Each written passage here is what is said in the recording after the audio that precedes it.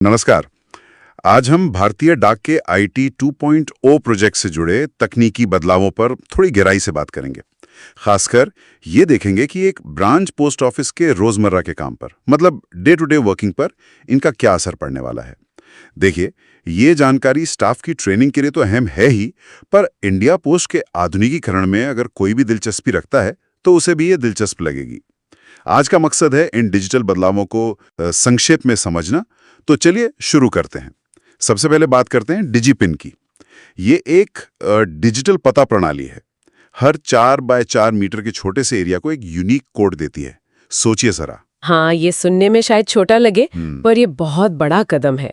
जहाँ पते ठीक से नहीं बने हैं या कंफ्यूजिंग है, वहाँ सटीक डिलीवरी, मतलब एकदम पिन पॉइंट डिलीवरी हो पाएगी इससे। बिल्कुल।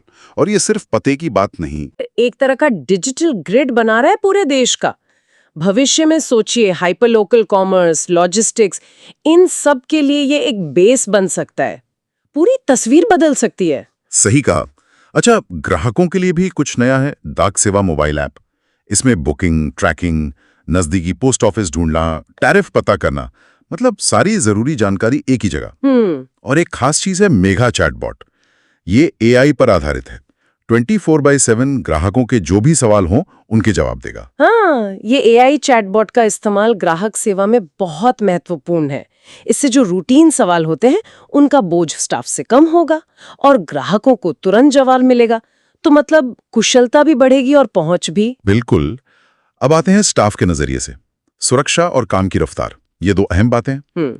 पहले क्या था कि सीबीएस या पीओएस में लॉगिन के लिए ओटीपी एसएमएस से आता था। हाँ, और उसमें कभी देरी होती थी, कभी नेटवर्क नहीं होता था। हाँ, वही। अब एक नया ऐप आएगा जो टाइम बेस्ड ओटीपी, मतलब टीओटीपी जनरेट करेगा। हर 30 सेकंड में नया कोड। जी, और ये टीओटीपी सिस्टम ज्यादा सुरक्षित भी है, क्योंकि कोड एसएमएस की तरह नेटवर्क पर ट्रैवल नहीं करता, वो ऐप में ही बनता है। तो बीच में उसे कोई इंटरसेप्ट कर ले, इसका खतरा लगभग खत्म, जैसे आजकल कई बैंकिंग एप्स में होता है ना? हाँ, बिल्कुल वही तकनीक। सुरक्षा के बाद अब वो बड़ा बदलाव जिसकी शायद सबसे ज्यादा चर्चा है, पुराना दर्पण ऐप जा रहा है और उसकी जगह ले रहा है इंटरनल मोबाइल एप्लीकेशन, यानी IMA। अच्छा। इसे इंडिया पोस्ट ने खुद डेवलप किया है, CEPT मैसूर ने, और इसमें कई सुधार हैं जो जमीनी स्तर पर काम आसान करेंगे। हाँ, ये सिर्फ एक ऐप अपग्रेड नहीं है, ये समझना जरूरी है। ये असल में ब्रांच पोस्टमास्टर की भूमिका को, मतलब उसके काम करने के तरीके को बदल रहा है। वो सिर्फ रिकॉर्ड कीपर नहीं रहेगा, बल्कि एक तरह से तकनीक सक्षम सेवा देने वाला बन जाएगा। सही कहा। देखते हैं क्या क्या खास है इसमें। जैसे बुकिंग इंटरफेस बेहतर हुआ है। बार कोड अब थर्मल प्रिंटर से निकलेगा, स्लिप पर छपकर। भेजने वाले का विवरण ऑटो सेव हो जाएगा। मोबाइल नंबर डालिए, पता सेव करने का ऑप्शन आएगा। अगली बार नंबर डालते ही पता अपने आप आ जाएगा। ये छोटी छोटी चीजें लगती हैं, पर सोचिए जो स्टाफ रोज की दर्जनों बुकिंग करता है, उसका कितना समय बचेगा। और वो QR कोड से पेमेंट वाला फीचर भी बहुत काम का है। हाँ, वो तो है। बुकिंग हो या COD, ग्राहक सीधा UPI से पे कर सकेगा। नकदी का झंझट कम, छुट्टे की किल्लत कम। और दो बड़ी बातें और हैं। एक तो पिन कोड डालने पर अब सीधे ब्रांच ऑफिस यानी BO स्तर तक बुकिंग हो सकेगी। अच्छा। और दूसरा, अब साधारण डाक की भी ट्रैकिंग होगी। क्या बात है, साधारण डाक की भी? हाँ, हर साधारण डाक के बैग का भी नंबर बनेगा, पता चलेगा कहां तक पहुंचा। पारदर्शिता के लिहाज से ये बहुत बड़ा कदम है। और हाँ, एक और चीज, एमा अब 23 भारतीय भाषाओं में काम करेगा। अरे वाह, 23 भाषाएं, ये तो बहुत अच्छा है। इससे समावेश बढ़ेगा, कर्मचारी अपनी भाषा में ज्यादा आसानी से काम कर पाएंगे। और BO लेवल बुकिंग और साधारण डाक की ट्रैकिंग, ये दोनों मिलकर दूर दराज के इलाकों तक सेवाओं की पहुंच और विश्वसनीयता दोनों बढ़ाएंगे। हालांकि ये भी देखना होगा कि दूर के इलाकों में ये थर्मल प्रिंटर वगैरह का मेंटेनेंस कैसे होगा। ये एक प्रैक्टिकल बात है। हाँ, वो एक व्यवहारिक पहलू है, बिल्कुल। अच्छा, आखिर में संक्षेप में ESS ऐप की भी बात कर लेते हैं। Employee self service app. कर्मचारी अब खुद लॉगिन करके अपनी PIS डिटेल्स, LMS में छुट्टी का रिकॉर्ड, ये सब देख सकते हैं।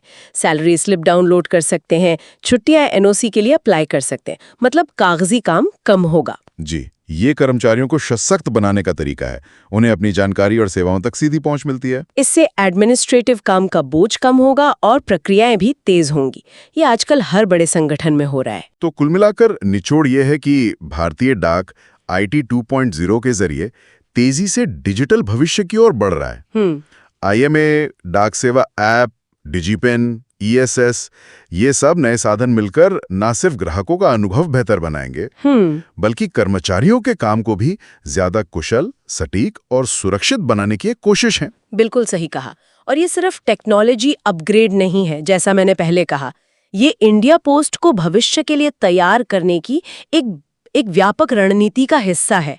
एक ज्यादा आधुनिक, कुशल और डिजिटल रूप से जुड़ी हुई डाक सेवा बनाने की दिशा में एक बुनियादी बदलाव है ये। और जाते जाते श्रोताओं के लिए एक सवाल छोड़ जाते हैं सोचने के लिए।